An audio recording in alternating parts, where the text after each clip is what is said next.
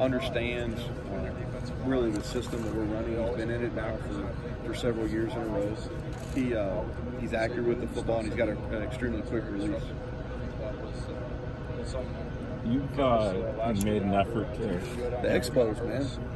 Well, hey, like it. Hey, I saw you out there just a minute ago, and I saw you wearing the Expos.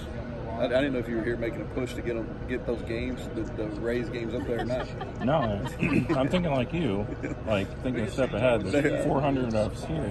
Yeah, I'm with you. Should see. I'm with you. Anyway, TJ. Yeah. It seems like you guys have made an effort to make him sort of a spokesman, at least for your offense. Just, what sticks out about him? Why is that? I love his energy. I really do.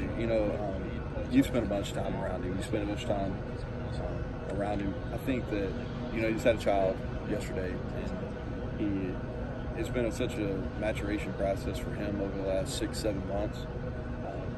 And his maturation's kind of timed up with us getting here and starting this job. Fun guy, always smiling.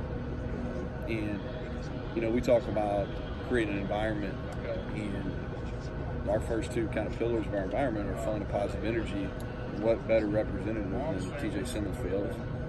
When you came in, was it sort of a plan like we need to find a guy, or did he present himself? He presented himself, and I knew about him too. In all fairness, being in Alabama, and he went to Clay Chalkville High School. They won a state championship there.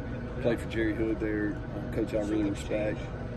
And so I knew about him coming in, and then we've talked about it before. We sit down and met with every one of our student athletes. That first week that I was there, and just his personality really stood out.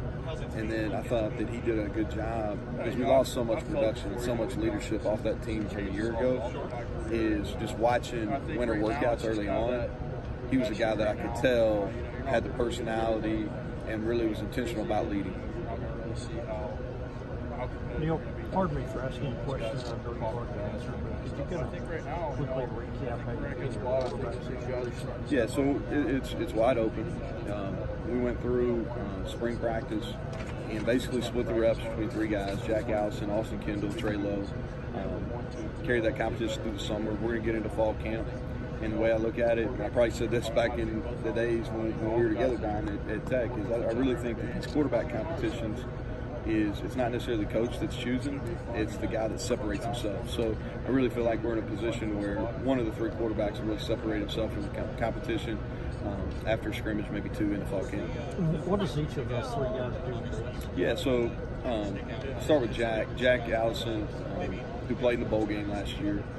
Jack is a tall guy that can make every throw. He's got really good arm talent. He's strong. He's been at West Virginia. He's had some game experience. I think that he started the bowl game. It didn't go how he wanted to. I don't think that's necessarily a fair judgment of him, just because he didn't really know he was going to play for a long time. Didn't have the maturation process going through this year. But things didn't go exactly how he wanted to, so I think that allows you to grow, and I think that has allowed him to prepare better and be ready to be a starting quarterback. Austin Kendall is extremely smart, sees the game very well, great leadership skills, has quick release, he's accurate, has some gamemanship about him. And then Trey Lowe is the best athlete of the three, gives the ability to run, throws the deep ball extremely well, and was productive in some scrimmages back in the spring. Push on for Jarrett to be eligible this year, or what's that process? Yeah, so we're in the process of applying for the waiver. I think it's too early to tell. You kind of touched on it at the press conference, but Danville being about 360 miles, 350 miles from Morgantown, how similar is Morgantown culturally to where you are? Yeah, well, Morgantown's obviously a lot bigger than my hometown of Danville, but the cultures of the state are very similar. Appalachian background, no professional sports in either state. Both the people in West Virginia and Kentucky are very prideful, very humble, hardworking, blue-collar pros. So I think that relatability has been beneficial during the first 6-7 months here. When you were growing up, who was your favorite team? I grew up in Bardstown, so I went to Danville. My dad was a principal. He took the Boyle County High School principal job before during my 8th grade year. So I grew up until I was 13, 14, living in Bardstown. And Bardstown's actually closer to Louisville. I probably grew up, I guess, a Kentucky fan.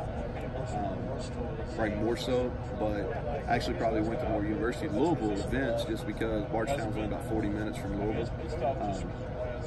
So that was kind of, how'd I get to that point now?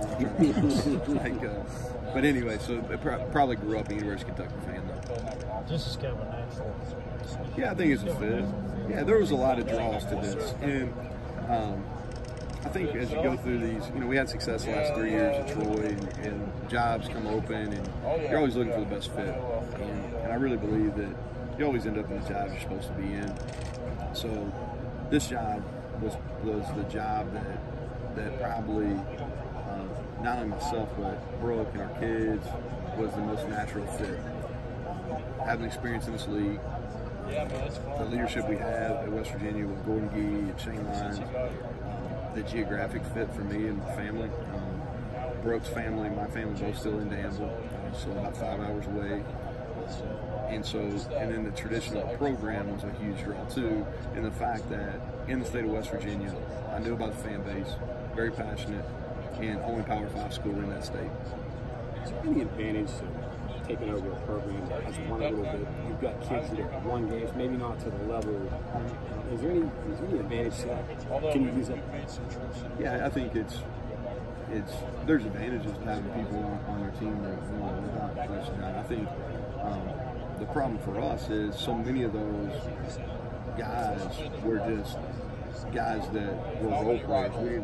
Very few starters or really frontline players off the teams the last couple of years in one game. But I do think the expectations at West Virginia are you win. And I think those expectations they translate. Okay, so our guys in our locker room, they expect to win.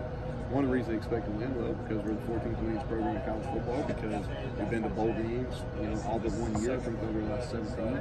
So the expectation is we're successful winning. Now they also got to understand that you got to put in the work and all those type of things. But I do think it is a benefit. So it's not necessarily teaching them how to win, but teaching them the way you want to win. Well, not me. I think it's about the way. I think it's about our program. Yeah, and so we've came in, and you've heard me say this, is I think at 2 different spots in Troy and then at West Virginia, the thing that we've done is we've gone into these programs is just listen. And I think one of the things that I think leaders make mistakes sometimes when they immediately go in and just try to fix it and change and do things. I think you got to get an understanding. So you got to understand who the people are. What's the organizational structure? What things have gone well, what things need to improve on. And so we did. We listened. And now we're going about over the last 4 or 5 months really putting in the foundation of what we want our program to be. We want to build a program that's sustainable for the foreseeable future. We talk about 3 goals all the time: development, number 1; graduating in places, number 2; number 3 is winning, and doing that over a long term. And what's winning mean? Winning means in the month of November that you're competing for conference championships. And we want to be able to do that on an annual basis. And if we're doing that on an annual basis, then we're going to win our share and have an opportunity to play here at some point. Considering all the talent that is gone from last year's team, yes. Do you think people will cut you a little slack if there's some growing pains, or do you feel the need to? West Virginia, as you just noted, West Virginia's been winning. You can feel the need to win. I don't know. If we had all the talent back, there'd be heat. I just think that's the nature. How many? What is there? 65 of these jobs. I don't think any of them come without heat. So, we're young. You heard me say it on the podium. We're young. We're inexperienced. I guess I could kind of hide that, but all you'd have to do is look at the media guide or Phil Steele or whoever else you're looking at. I think we have either 3 or 4 players on offense that have started more than 4 games. Defensively, we have some guys that were solid role players a year ago, and now they're going to be pushed into a kind of a starting role or a starring role even. And so I like the guys on our team. They've really been they're a hungry group. They got a chip on their shoulder because kind of where we're picked. They're going to be a fun group to coach. I do think there's going to be a ton of improvement. I think sometimes when you have these young, inexperienced teams, they're the most fun to coach. You don't know any better. And so I'm looking forward to that challenge. As far as patience, I hope so. We're going to have, we play a challenging schedule. If you haven't seen it, I mean, it's tough. And we play 11 Power 5 opponents, and so there's going to be some ups and downs. The one thing I don't know is how do we handle adversity? We haven't been through any. And so that's what's really going to be the telltale is how does our football team, more importantly, how does our leadership handle when things don't go right? On the offensive